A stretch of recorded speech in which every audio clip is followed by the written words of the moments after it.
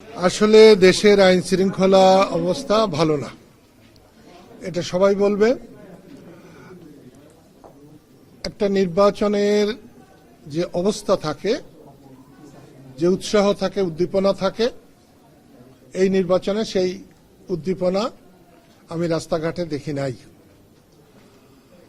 আসলে আমাদের কৃষক শ্রমিক জনতা লীগ এই নির্বাচনে অংশ নেয় নাই, কিন্তু যার কাছে রাজনীতি শিখেছি সেই আমার বড় ভাই লতিফ সিদ্দিকী, তিনি স্বতন্ত্র প্রার্থী হিসেবে কালিহাতীতে দাঁড়িয়েছেন, আমরা তাকে সমর্থন করেছি। এজন্য নির্বাচনী প্রচারণায় যা করা দরকার আমরা করার চেষ্টা করেছি, এবং সেটা করতে গিয়ে দেখেছি যে রাস্তাঘাটে মানুষের অতটা উৎসাহ নাই। নির্বাচনে কোথাও জামাত এবং কোথাও বিএনপি খুবই শক্তি খাটাবার চেষ্টা করছে। এমনি ঘটনা টাঙ্গাইলে তেমন ঘটে নাই। যে ঘটনাটা বেশ কিছুদিন যাবৎ প্রতিদ্বন্দ্বী প্রার্থীরা করে সেটা করেছে, কিন্তু আজকে 5-6 দিন যাবৎ দেখা যাচ্ছে যে আইন শৃঙ্খলা প্রয়োগকারী সংস্থা রাত্রে গিয়ে মানুষের ঘর ভাঙছে। আগেকার দিনে ডাকাতরা যেমন গ্রামে ঢেকি বলে একটা জিনিস ছিল, ঢেকি দিয়ে ধান বানাত, সেই ঢেকি দিয়ে দরজা ভাঙত, ঠিক সেরকম যেখানে যে কাঠ পাচ্ছে, এই পাচ্ছে, বড় কোনো যদি কি বলে খাম পায়, খুঁটি পায়, সেগুলো দিয়ে দরজা ভাঙছে, মানুষকে অ্যারেস্ট করছে।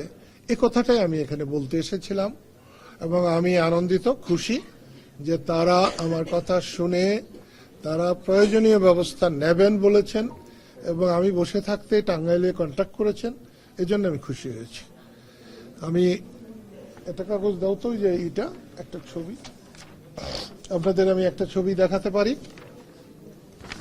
যে এইখানে দেখুন, আগেকার দিনে ডাকাতরা কোনো বাড়িতে ডাকাতি করতে গিয়ে যখন লাঠি দিয়ে ওই যে কি বলে ঢেকি দিয়ে ভাঙতো, সেরকম ভাঙছে।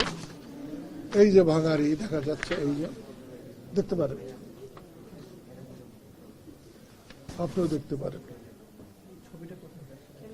এই ছবিটা হচ্ছে কালীঘাটের, জায়গাটার নাম কি, নারিন্দা ইউনিয়নের মালতি গ্রাম। তো ওনাদের জিজ্ঞেস করতে হবে, আমাদের কাছে কোনো ইনফরমেশন নেই। অনেক বাড়িতে গেছে, তার মধ্যে একটা রাত্রিবেলা 2টার সময় কারো বাড়িতে সিসি ক্যামেরা ছিল বলে এই ছবিটা এসছে, আর না থাকলে তো আসতে পারত না। আমি চাই যেভাবেই হোক, যতটা নির্বাচনী চলেছে, আমাদেরকে গণতন্ত্র উত্তরণের জন্য একটা প্রক্রিয়া বের করতেই হবে, এবং সেই প্রক্রিয়ায় নির্বাচনের বিকল্প কিচ্ছু নাই। এই নির্বাচনে অংশগ্রহণমূলক হয়ে উঠছে না, এটা সত্য, কিন্তু পরে হবে। এই নির্বাচনের মধ্য দিয়ে পরে অবাধ নিরপেক্ষ অংশগ্রহণমূলক নির্বাচন হবে, এটা আমাদের প্রত্যাশা। ধন্যবাদ।